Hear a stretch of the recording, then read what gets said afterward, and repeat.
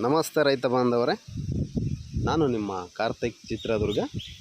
ಮೊದಲೇದಾಗಿ ನನ್ನ ಚಾನಲ್ ಯಾರ್ಯಾರು ನೋಡ್ತಿದ್ದೀರೋ ದಯವಿಟ್ಟು ಎಲ್ಲ ಸಬ್ಸ್ಕ್ರೈಬ್ ಮಾಡ್ಕೊಂಡು ನೋಡಿ ಅಂತ ಹೇಳ್ತಾ ಬನ್ನಿ, ನಾನಿವತ್ತು ಈರುಳ್ಳಿ ಬೆಳೆ ಕೃಷಿ ಬಗ್ಗೆ ಮಾಹಿತಿಯನ್ನು ಕೊಡ್ತಾಯಿದ್ದೀನಿ. ನೋಡಿ, ಈರುಳ್ಳಿಯ ಪ್ರಥಮ ಹಂತದ ಆರೈಕೆಯನ್ನು ನಾವು ಎಷ್ಟು ನೀಟಾಗಿ ಮಾಡ್ತೀವೋ ಮುಂದಿನ ದಿನಗಳಲ್ಲಿ ಫಸಲು ಅಷ್ಟು ನೀಟಾಗಿ ಇಳುವರಿ ನಮಗೆ ಸಿಗ್ತದೆ ಸ್ನೇಹಿತರೆ.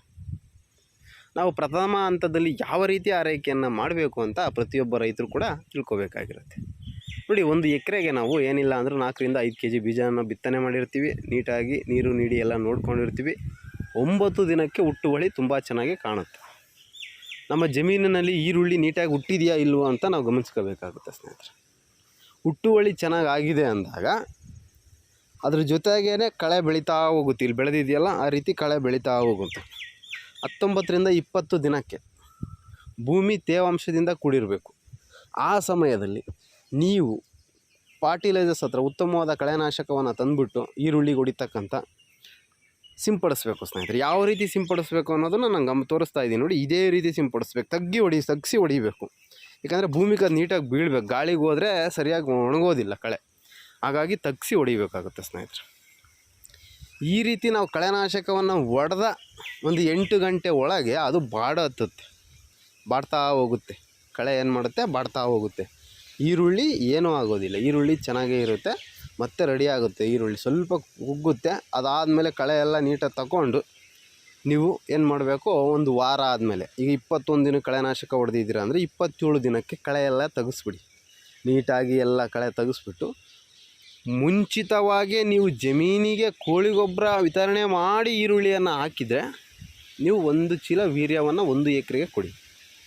ಇಲ್ಲ, ನಾನು ಭೂಮಿಗೆ ಕೋಳಿ ಗೊಬ್ಬರ ಹಾಕಿಲ್ಲ ಅಂದಾಗ ವೀರ್ಯದ ಜೊತೆಗೆ 1 ಚೀಲ ವೀರ್ಯದ ಜೊತೆಗೆ DAPನೋ 10-26, 15-15 ಈ ರೀತಿ ಯಾವುದಾದ್ರೂ ರಾಸಾಯನಿಕ ಗಟ್ಟಿ ಗೊಬ್ಬರವನ್ನು ಕೊಡಿ ಸ್ನೇಹಿತರೆ.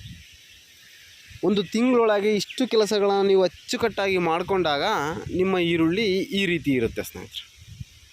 ಏನು ಗಮನಿಸ್ತಾ ಇದ್ದೀರಲ್ಲ, ಈ ರೀತಿ ಇರುತ್ತೆ. ನೋಡಿ, ಕಳೆ ಎಲ್ಲ ತೊಗೊಂಡಿದ್ದಾರೆ, ಗೊಬ್ಬರ ಹಾಕಿದ್ದಾರೆ, ಅಚ್ಚುಕಟ್ಟಾಗಿ ಇದೆ, ಮೈ ತುಂಬ ಇದೆ. ಈ ರೀತಿ ಎಲ್ಲ ಇದ್ದಾಗ ಏನಾಗುತ್ತೆ, ಸ್ವಲ್ಪ ಶೀತದ ವಾತಾವರಣ ಇರೋದರಿಂದ ತಾವುಗಳು ಔಷಧಿಯ ಸಿಂಪಡಣೆಯನ್ನು ಒಮ್ಮೆ ಮಾಡಬೇಕಾಗುತ್ತೆ. ಯಾಕೆಂದರೆ ಹಸ್ರುಳ ಆಗಿರುತ್ತೆ, ಗರಿ ಕಡಿತಾ ಇರುತ್ತೆ, ಶೀತಕ್ಕೆ ಬಗ್ತಾ ಇರುತ್ತೆ ಈರುಳ್ಳಿ.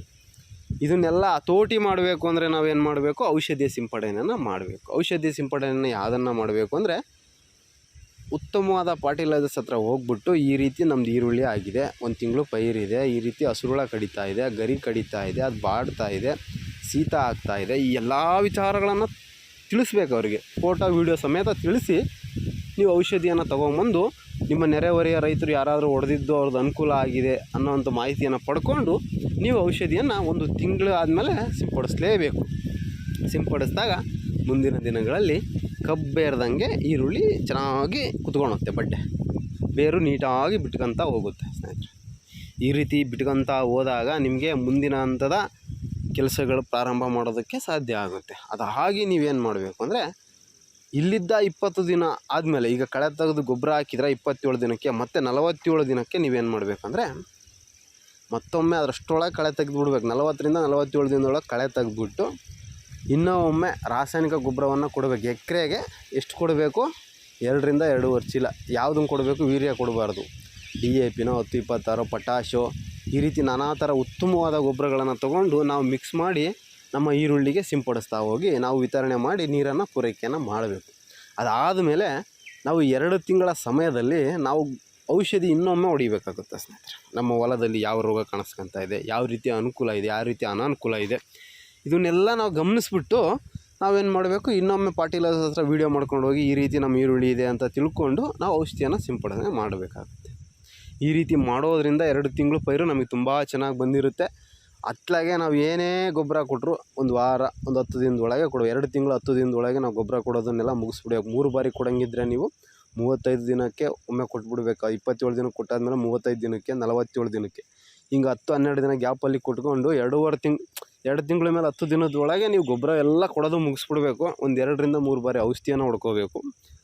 ಅಚ್ಚುಕಟ್ಟಾಗಿ ನಿಮ್ಮ ಪೈರನ್ನು ಕಾಪಾಡ್ಕೊಂಡಿದ್ದೆ ಅದಲ್ಲಿ ಕಳೆ ಪಳೆ ತೊಗೊಂಡು ಅವಶ್ಯಕತೆಗೆ ತಕ್ಕಷ್ಟು ನೀರನ್ನು ಕಟ್ಕೊತ ಹೋದರೆ, ಇದು ಈರುಳ್ಳಿ ಅಂತಕ್ಕಂಥದ್ದು ಆಯಾ ದಿನದ ಬೆಳೆಯನ್ನು ಆಯಾ ದಿನವೇ ಮಾಡಬೇಕು. ಆ ರೀತಿ ಮಾಡಿದಾಗ ಮಾತ್ರ ನಮಗೆ ಸಕ್ಸಸ್ಫುಲ್ಲಾಗಿ ಬೆಳೆ ಸಿಗ್ತಕ್ಕಂಥದ್ದು.